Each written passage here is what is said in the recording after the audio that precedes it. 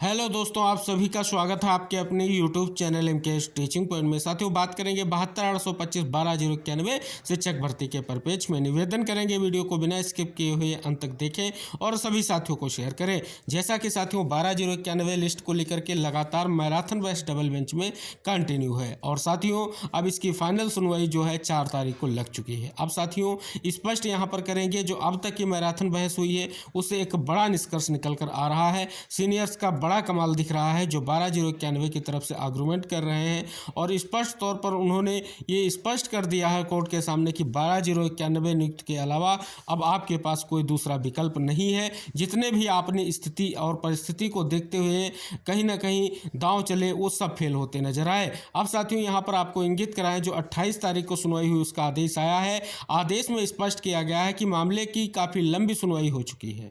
अपीलकर्ता की ओर से उपस्थित श्री के शाही ने स्थगन की मांग की है क्योंकि उनका इरादा माननीय सर्वोच्च न्यायालय के अंतरिम आदेश के अनुसार की गई 66,655 नियुक्तियों के संबंध में स्पष्ट करना है जिन्हें अंतिम निर्णय में संरक्षित किया गया था।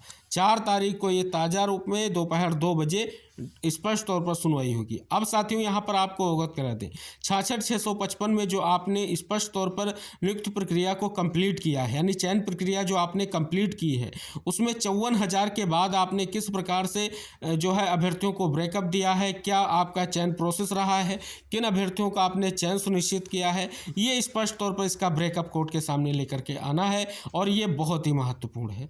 और साथियों यहाँ पर अब क्या आगे संभावनाएं हैं तो आपको स्पष्ट है कि 12,091 के लिए एक बड़ा फैसला आने की उम्मीद देखी जा रही है। और साथियों यहाँ पर स्पष्ट कर दें कि कहीं ना कहीं जो आपके सुप्रीम कोर्ट के आदेश पर जो है प्रत्यावेदन ले करके एक 12,091 की लिस्ट जो प्रिपेयर की गई थी इसमें 75,000 प्रत्यावेदन आए और 12,091 वैलिड हुए। फिर इनको नियुक्ति देने का जो सिंगल बेंच का आदेश था उसको क्यों नहीं फॉलो किया गया और उसको डबल बेंच में चैलेंज किया गया और ये भी तर्क दिया गया कि सिंगल बेंच में सभी तथ्यों को जो है सुना नहीं गया है और इसके कारण जो है डबल बेंच में चैलेंज किया गया। अब साथियों यहाँ पर पूरा समय दिया जा रहा है विभाग को कि आप अपनी बात को कोर्ट के सामने रखिए, सभी तथ्यों को रखिए, स्पष्ट कीजिए कि आपने 66,655 का आंकड़ा कैसे कंप्लीट किया। अगर आपके पास स्पष्ट तौर पर इसके लिए कोई स्पष्टीकरण है और आप वो लिस्ट लेकर के आइए कि किस प्रकार से आपने पूर्ण किया। जब ये 12,091 के स्पष्ट तौर पर आपने 75,000 आवेदनों में स्पष्ट तौर पर 12,091 अभ्यर्थियों को जो है वैलिड पाया, फिर उनको नियुक्ति क्यों नहीं प्रदान की गई, उनको काउंसलिंग में पूर्णतः प्रतिभाग क्यों नहीं कराया गया। इन तमाम तथ्यों को अब कोर्ट के सामने विभाग को रखना होगा, सरकार को रखना होगा। दूसरी तरफ आप सभी को पता है 90-105, 97-105 की याचिकाएं भी रेडी हो चुकी हैं, वो भी इस मैटर से टैग हो गई हैं, उनके लिए भी स्थितियां क्लियर हो रही। साथियों एक नज़र डालेंगे जो आप सभी लोगों के लिए 2015 का आदेश है जिसके बारे में बार बार बात करते हैं, वो बहुत बड़ा निर्णायक होने जा रहा है। क्या उसमें स्पष्ट किया गया है 12,091 को लेकर के, आइए उसका एक पॉइंट आप सभी के सामने रखते हैं। तो साथियों यहाँ पर आप देख रहे हैं कि एक पॉइंट बहुत अहम है। क्या लिखा गया है कि हम यह बता सकते हैं कि श्री भाटिया ने विद्वान एएजी से प्रस्तुत किया है कि इस न्यायालय के निर्देश के अनुसरण में पिछले अवसर पर उसमें पहले 75,000 से अधिक अभ्यावेदन प्राप्त हुए। उन्हें स्कैन करने के बाद राज्य सरकार को 12,091 मिले हैं।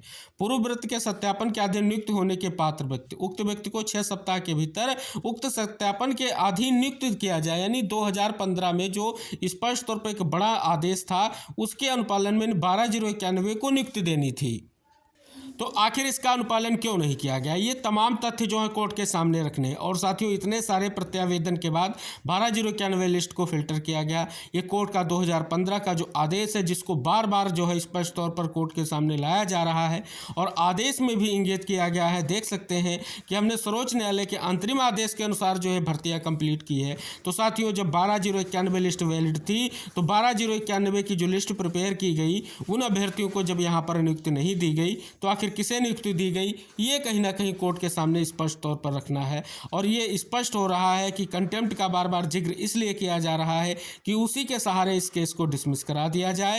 यानी स्पष्ट तौर पर जो सिंगल बेंच का आदेश है उसको जो है स्टे करा दिया जाए, रद्द करा दिया जाए। ये मंशा जो थी कहीं ना कहीं वो निष्फल होती दिख रही है और ये सब संभव हो सका है आपकी कड़ी मेहनत, आपके एडवोकेट पैनल के शानदार आर्गूमेंट के द्वारा, जिसके कारण आप सभी के लिए बड़ा फैसला 4 तारीख को होने जा रहा रहा है। तो साथियों, जिस प्रकार से स्थितियां हैं बहुत ही महत्वपूर्ण है। अगर सुप्रीम कोर्ट के आदेश को लेकर के भी आगे आर्गूमेंट होंगे तो 12/091 को एक बड़ा लाभ मिलने जा रहा है, क्योंकि खुद की प्रिपेयर की गई लिस्ट, इतने सारे आवेदन के बाद एक 12/091 लिस्ट को फिल्टर करके तैयार किया गया और उस लिस्ट पर जो है अभी स्थिति ये है कि बार बार कहा जा रहा है कि हमने जो है पूरा आंकड़ा क्लियर कर लिया है और शेष जो पद थे उनको अन्य भर्तियां जैसे 68,500 और 69,000 शिक्षक भर्ती में जो आरक्षित वर्ग के पद थे उनको ऐड कर दिया।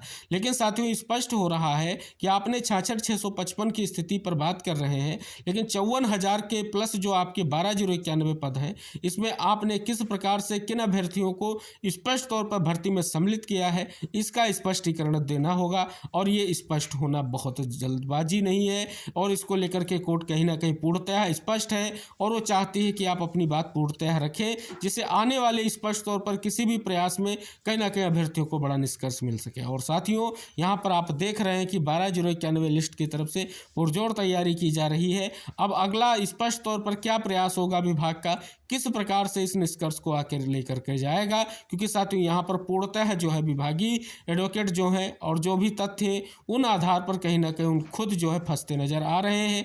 आखिरकार निर्णय क्या होगा, क्या स्थितियां आगे होंगी, ये सबसे बड़ा स्पष्ट रुख 4 तारीख को आने जा रहा है। फिलहाल अब तक की अगर हम बहस का निष्कर्ष निकालें तो एक महत्वपूर्ण और स्पष्ट निर्देश यही निकल रहा है कि 12/091 के लिए कोई तोड़ नहीं बचा है। विभाग केवल गठजोड़ कर रहा है, तरह तरह की चीज़ें स्पष्ट कर रहा है, जैसे कि वर्तमान में हम बीएड को नियुक्ति नहीं दे सकते ऐसा आदेश है।